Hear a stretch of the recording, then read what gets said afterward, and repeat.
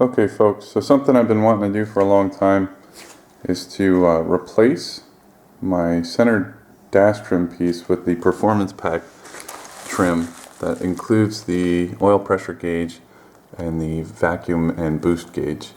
This is a takeoff from a 50th anniversary GT, and it came with the oil pressure gauge and just a vacuum gauge, so I won't be able to read boost. So I had to order separately the performance pack for the Ecoboost model, and this will allow me to read both vacuum and boost, and obviously still comes with the oil pressure gauge. So real quick, a list of parts I need for this. And actually, before I get started, big shout to Zach on Mustang 6G forums, who kind of pioneered this solution. I think he had a V6 model and he tried it with his car. Might have had limited success. I don't know the whole story. I think there was an issue with the oil pressure gauge working. So this review or tutorial will be specifically for the Ecoboost model. I have a premium. And I'm going to go through the parts real quick with you. In order to make this work, you need 2 pigtails and the performance pack oil pressure sending unit. The sending unit for the performance pack comes with 3 pins, and we'll talk about the pin connector here in a minute. Part number is right there. Then for the back of the gauge cluster, you'll need a pigtail, 4 wires, and we'll talk about the wiring diagram for that in a minute. There is the part number for the pigtail for that. And then of course, coming from a single wire oil pressure switch to the actual pressure sending unit with 3 wires, we'll have to update and accommodate the three wires on the back of this guy. Here's the part number for that. Alright, so I'll have a bunch of wiring diagrams and drawings here to help us kind of get through this. One thing we're assuming here is that the original oil pressure switch wire can just be a common wire for both sensors. That would be pin 1 on the new connector. So what I would do is essentially just cut the wire off the back of the existing harness and splice in to pin 1 on the new connector. Pin 2 and 3 will require tapping into other voltage sources. You can see here we're looking for powertrain. It looks like PCM signal return engine number 2, and I'll talk about where we can pick these up. And then we need the PCM voltage reference, or VREF and VREF1. So let's look and see where we can pick those up. So looking at the wiring schematic for the actual oil pressure sensor, which is here, we see the 3 legs of the connector. Pin 1 goes back to the power control module connector, and pin 2 and 3. Pin 2 is this, see if I can get here, I guess I can zoom in, this RE-454 leg or signal, and that's the yellow and green wire. And pin 3 is the LE-458 blue-green wire. So we need to figure out where we can pick those 2 signals up. And coming to the next page, we see our wires. So we have RE-454 yellow and green, and that, remember, was the second pin on that connector, and it comes into this node. It goes back to PCM, but lo and behold, it also goes right up to the manifold absolute pressure and intake temperature sensor. which happens to be really close on the engine, that harness, to where this oil pressure switch is. So the only thing outstanding here is this LE458 blue-green wire. And we actually see up here that this wire goes to signal return, goes to the MAP and IAT2 sensor. So everything we need to power this new sending unit lives right here in this MAP and IAT sensor. So let's look at the wiring diagram for our motor. Down here you see the oil pressure sending unit, and right above it, it looks like it's in the intake manifold, is this C1427 connector. So that is where we'll splice in to grab those two signals so that we can power the sending unit. Alright, so talked about that. I also have a pin out here for that MAP and IAT sensor. So you can see pins 1 and 3 are the only two pins used, 2 and 4 are not. And it shows right here that we get the RE454 yellow and green, and then we get the LE458 blue and white wire. So in theory, I should just be able to disconnect this harness and splice into those two signals and run it to my new pigtail for the sending unit.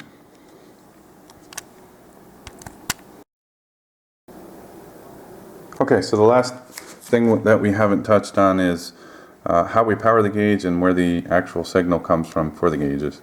We're going to tap into the APIM module, or the sync module on the back of the radio. There's a connector here, and this is a pinout, compliments of Zach again on Mustang 6G. We're going to pick up 2 pins for power and 2 pins for the bus can. So those are your high and low. According to this diagram, pin 1 and pin 38 provide the power and ground, and pin 53 and 54 will provide us with the high and low can signals. So that covers all the wiring. Alright, so there's my car. It's a non-performance pack premium Ecoboost. So let's take a look at the dash as it currently is, talk about how we're going to take it apart. Alright, so we're going to briefly talk about taking apart the dash so that we can put in the new one. Don't need any tools really for this. It's actually very simple. But when you get to the actual radio and dash part there, you will have to use, I think, some tools to get that out, and we'll show you that as we get to it. First thing you do is pop the glove box. Just kind of grab this piece and wiggle it.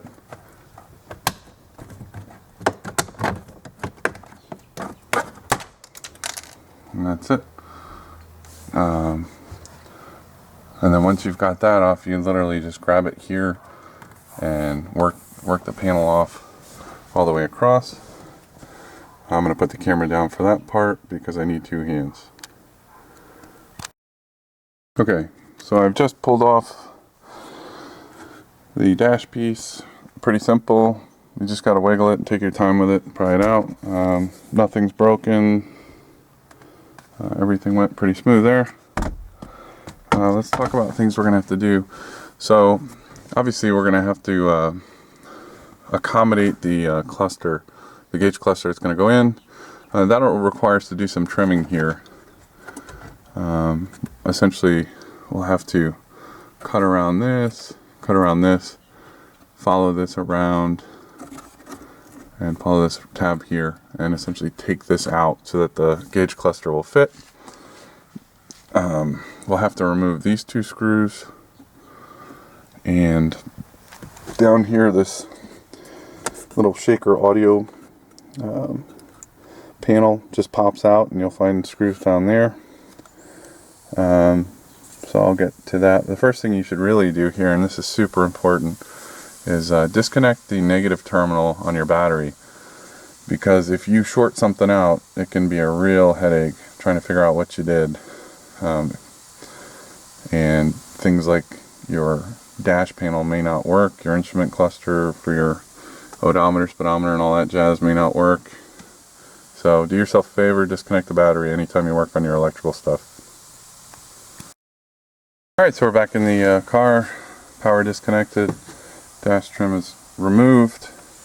We've got these two little, I think 7mm bolts up here that we got to release, and this shaker deal, little panel down here. I'm going to use a guitar pick so I don't scratch anything, but you can put it in the corner there and probably pop it out with some minimal effort. That's one side. Let's see if I can use my nail to get that out. Alright, so that guy's out. I don't know if you can see down there, but there's actually two more little bolts right there and right there, and that'll get us enough wiggle room to get this panel back and into the wiring connector back there. So let's go ahead and remove those. Just throw all the parts in the cup holder.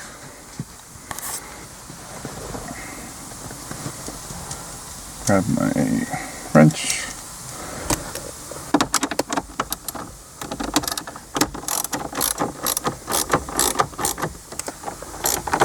Alright, so anyway, I'll finish doing that and bring you right back.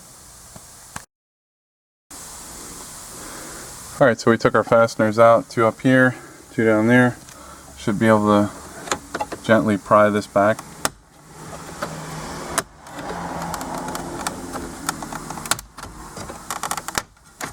Alright, now you see we'll have to remove the screen to get to the connector back there, and that looks like, again, some more 7mm bolts, so hang tight, I'll remove those and we'll see what we got.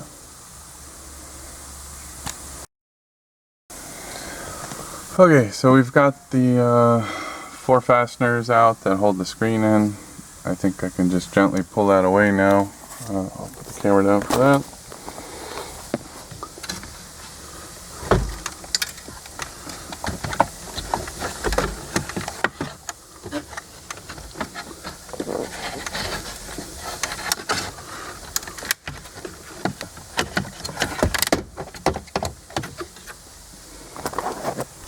Alright, so earlier we talked about the sync module connector, or the APIM.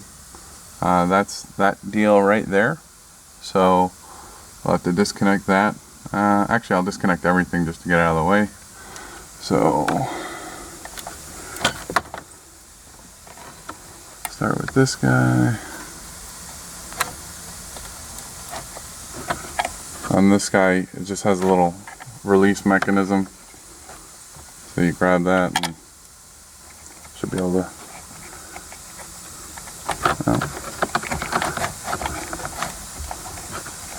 able to pull it. Of course, this is difficult with a camera in one hand. So anyway, I'll get back to that in a second. I'll put the camera down here.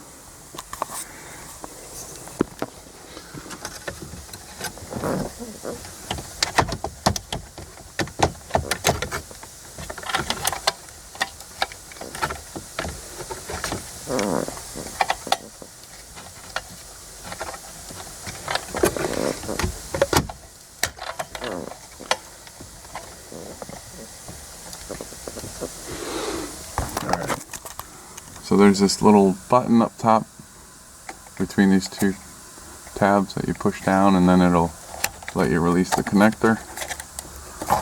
And now that everything's disconnected, I can go ahead and pull that screen out.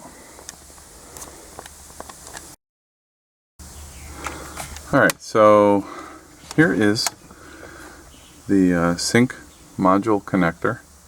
Here's our reference drawing. Looks like pin 1 and 38, so that would be pin 1 up here in this upper left hand corner, and pin, let's see if we can actually read anything on this. Of course not. Pin 38, which would be bottom row, second from the left. And then for the CAN bus, pin 53 and 54, which are the last two on that bottom row there to the right. And you might actually be able to make out the number there. Yep, 54. So I'm going to have to come up with a game plan to de-pin this or splice in back here somewhere, which is probably what I'll do. Which works out nicely because the pigtail has plenty of length for me to get from here to up here.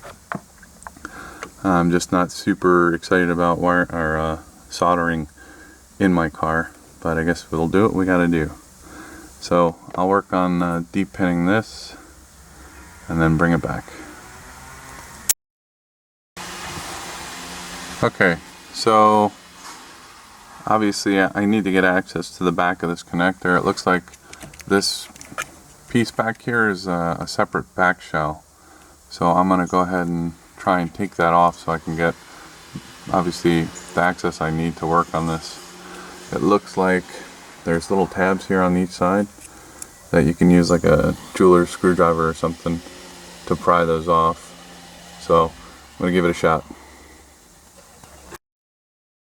Alright, so that did it. I was able to pry apart, just wedge a screwdriver in, and actually these started sliding out. So now I can actually get to the back of the connector and see what I'm working with. So pin 1 is my first wire. It's this violet and red wire. So that'll be the first one I'll cut. I'll probably peel back some of this tape, get up in a couple inches away, and find a good place to splice in. So we'll do that for all 4 and then come back. Alright, so I found a discrepancy with the schematic here and what my connector's showing. According to my schematic, I'm supposed to pick up pin 38 for the ground signal. Very difficult to see in here. It says 38 should be a black and gray wire, as well as 37 being a black and gray wire. They are both grounds. However, on my connector, only one of those is black and gray, and that's pin 37. And there's a note in here for without touchscreen and with touchscreen, and I do have a touchscreen. So let's see, we'll follow that back. And for me, it's the blue and white wire. So obviously I don't want to mess with that one, and that's what I see in pin 38. Oh, so I see what's going on here. 37 and 38 are variations of the same thing. So I need pin, oh shoot, I don't even know what's what here. If I need, maybe I do need that one for like the my color stuff. Huh. So I have to verify that here in a second. Media connectivity ground, and it's with touchscreen. So maybe that is the one I need to pick up. We'll have to do some digging. Alright, so after doing a little digging, it appears that for like a base model Mustang, which is what I believe Zach had, he had a V6, pin 38 would be this black and gray ground wire, which is why it's called out on that pinout. However, if you have a touchscreen, pin 38 becomes this blue and white media ground, and 37 becomes the ground that I believe we're supposed to pick up. And looking at the power wire, the gauge of the power wire and the gauge of this black wire, obviously that to me shows that I should be picking up these two wires. Usually, they're rated for the same power or whatever. So I'm going to go ahead and make an educated guess that I'm supposed to tap into this ground wire and this power wire. So moving forward, I will de-pin these two out and pull out the wires. That way I can have a little more freedom to work here. And then we'll come back and hit pins, I think 53 and 54 for the CAN bus. All right. Okay, so upon inspecting this and trying to figure out how to get the pins out, I think I figured it out. This connector is actually a sandwich of two connectors, and there's like a little track and or a groove and something like a dado that this thing rides. You can just slide the two pieces apart, and that makes it easier to work on. I know I want to tap into that ground wire right there. In order to de-pin this, see if we can get in close enough, you're gonna have to get in there behind these little tabs and gently pry up, and that will release the pin. So get a screwdriver, very gently lift these two little prongs over here, and then you'll be able to pull the wire and pin out of the connector. But be very gentle. It looks pretty fragile. So I'm going to go ahead and do that for all of my wires and come back. Alright, now you can see I was able to get my two wires out. This is the power, and that's the ground, and that will power the gauge cluster. So now I'm going to figure out how to splice in. I'm not sure I want to actually cut the wire and splice in. I think I'm just going to remove part of the shielding, wrap my pigtail leg around that and solder it, and then heat shrink it. And I'll do that for all four. So we'll come back after I've done that and explain how I accomplished it. Alright, so I've started with the power wire, and you can see I clipped it there and stripped it. Here's the other end with the connector. One thing I forgot to talk about was the pigtail for the instrument cluster. So looking at it oriented this way with the release mechanism clipped to the left, your pins are 1 through 4 starting at the top and going to the bottom. So 1 is at the top, 4 is at the bottom. So I'm going to start splicing in. Alright, so I've got my pin 1 from my my pigtail going to the gauge cluster, going to my power wire. I've simply just spliced it and twisted it together. I'm going to solder that joint to make it a good joint, and then I'll pop this pin back into the connector down here. I'm not going to show you guys how to solder. There's plenty of YouTube videos on how to do that. But anyway, I'm going to go ahead and do this to the end and show you the finished product. Alright, so see you in a minute. Alright, so we've made some progress. Connector's all spliced in. Harness is back together. I'm going to grab the sync module, plug everything back up, and then I'm going to get the Ecoboost gauge cluster with the boost gauge. Plug this in, connect the battery, and make sure everything works properly before I put it all back together. I suspect the low pressure gauge isn't going to work properly. It'll probably light up. This should all work with my color and everything, so we'll test that out here in a minute.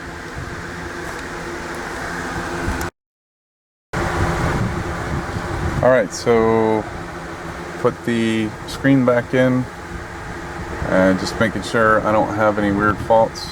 Everything seems to be working. I'm going to go ahead and plug in my gauge and start the car.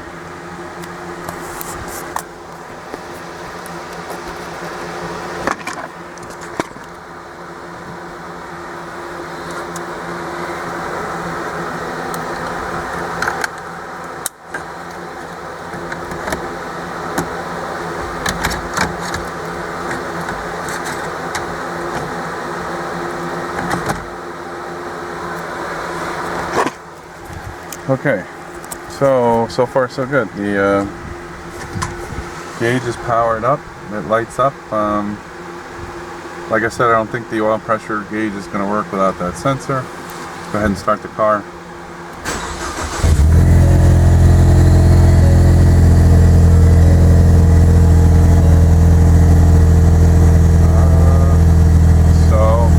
I know it's a little loud. It looks like my gauge is working. So let's go ahead and bring up the virtual gauge for the boost. See if we line up.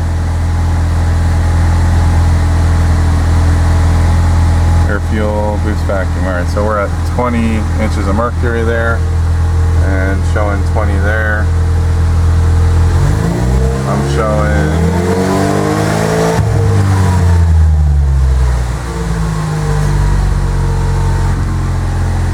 yeah, looks to be working. So I think we're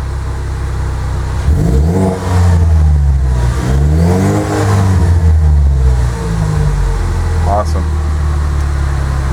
Okay, so obviously I got to get into wiring up the pressure sensor. Hopefully that works, but since everything's working here, I'm going to go ahead and reassemble the dash with the new dash panel. But first, I'm going to have to modify this bracket back here to accept the new cluster. So I'll go ahead and work on that and show you what I need to remove.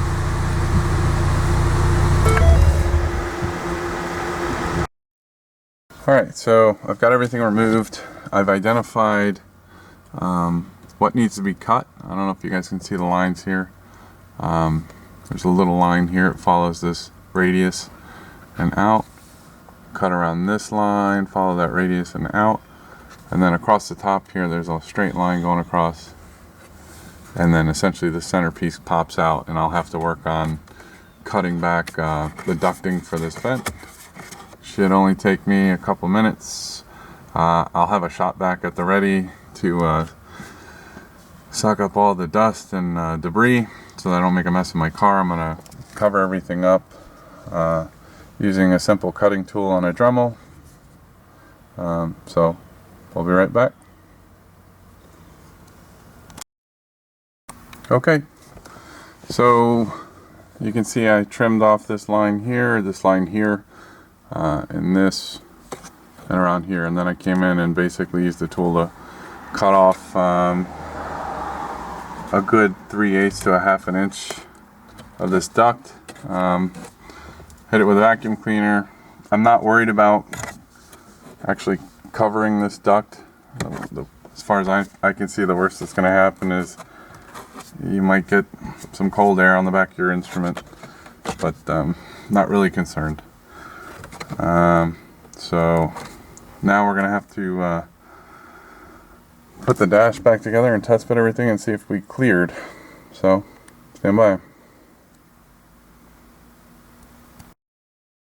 Alright, so here we are. Everything's all installed. Everything fit perfectly. Nothing strange. Really digging the engine turn finish on this surface. Unfortunately, I don't have all the parts. Kind of a mismatch there. Picked up this one over here for about 40 bucks. We'll see what happens. It's not really a big deal. So once again, let's fire it up. Got the battery connected. Little ponies up there. Windshield wipers. Alright, so right now the color matches everything else I got going on my gauges. So my color seems to be working. Let's give it a shot with, let's see. So if I go into settings, go to my color, let's go gauge color. Let's see if everything goes to red. And yep, switch to red. The gauge is responding. Looks like we're good to go. So next stop is under the hood. I have to splice into the manifold absolute pressure and IAT2 connector, and then I'll have to plug in the new sensor and wire it all up. So let's take a look at where that sensor lives and shut down the car.